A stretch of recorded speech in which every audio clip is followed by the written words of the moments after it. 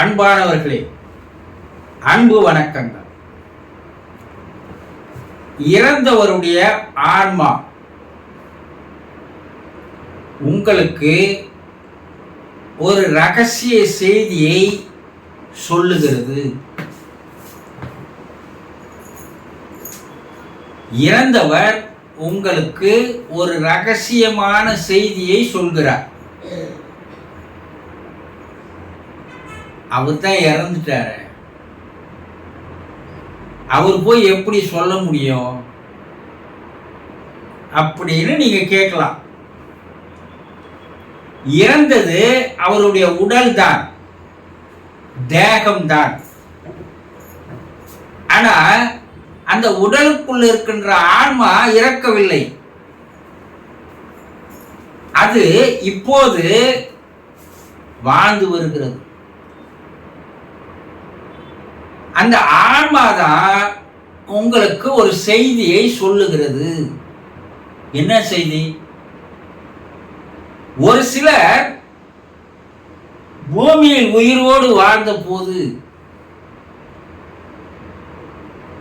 அவர் சேமித்து வைத்த பணத்தை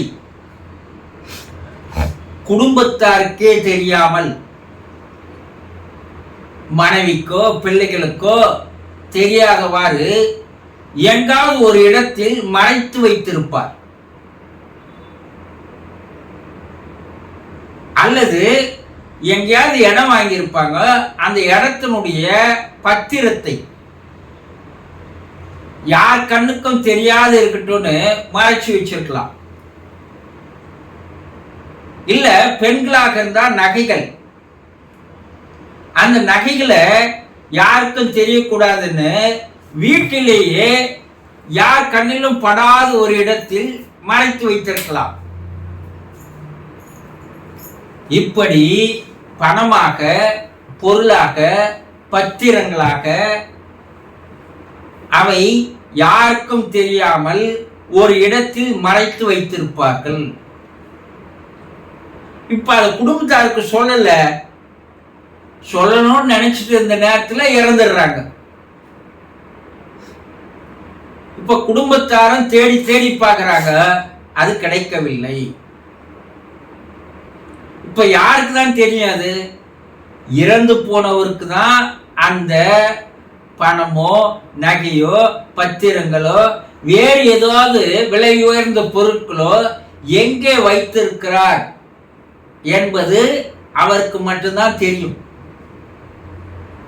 இல்ல பேங்க்ல யாருக்கும் தெரியாத ஒரு சேஃப்டி லாக்கர் எடுத்து அந்த சேஃப்டி லாக்கர்ல வச்சிருக்கலாம்.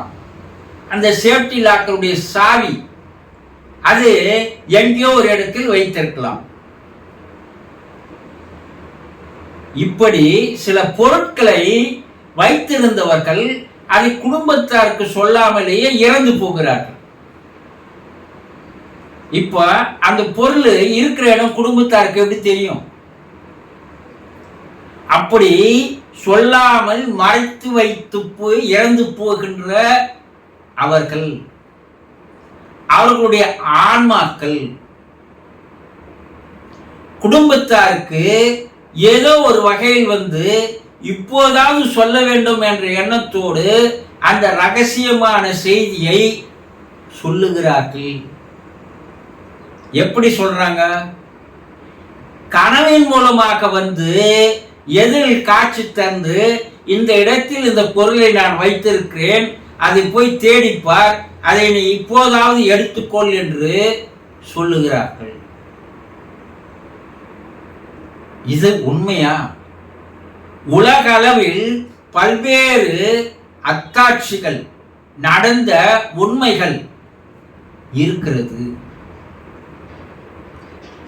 அது போல கனவுல வந்து நான் இந்த சாவி இங்க வச்சிருக்கிறேன், அதை எடுத்துட்டு போய் அதை திறந்து அதில் இருக்கின்ற பொருட்களை நீங்கள் எடுத்துக்கொள்ளவும் என்று சொன்னதாகவும், நான் இந்த இடத்துல சொத்து வாங்கி வச்சிருக்கிறேன், அந்த சொத்துடைய பத்திரம் எங்க இருக்குதுன்னா ஒரு இடத்தில் மறைவாக உங்கள் கண்ணுக்கு தெரியாத இடத்துல ஒளிக்கி வச்சிருக்கிறேன், அந்த இடத்தை நீங்கள் பாருங்கள், அதற்குள் அந்த பத்திரம் இருக்கிறது.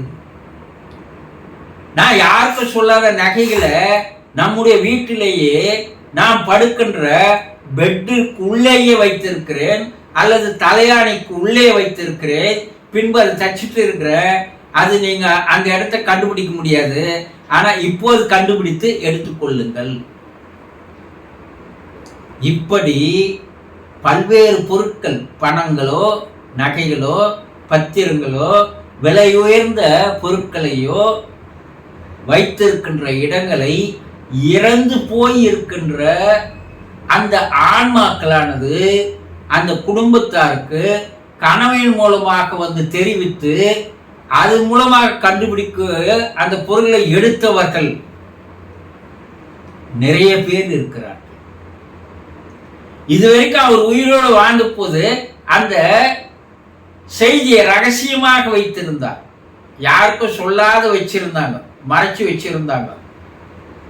ஆனா அப்படி மறைக்கப்பட்ட பொருளை ரகசியமாக தன்னுடைய மனத்திற்குள்ளேயே வைத்துக் கொண்டிருந்தவர் திடீரென்று இறந்து போகின்ற காரணத்தினால் அதை எப்படின்னா சொல்லி ஆகணும்.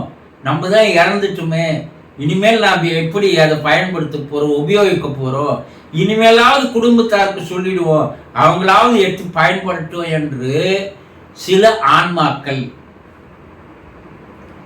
கனவுகளின் மூலமாக வந்து அவர்கள் மறைத்து வைத்திருக்கின்ற பொருளை, மறைத்து வைத்திருக்கின்ற இடத்தை சொல்லி இருக்கிறார்கள். அதன் மூலமாக பல பொருட்களானது, பணமானது, நகையானது கண்டுபிடிக்கப்பட்டிருக்கிறது.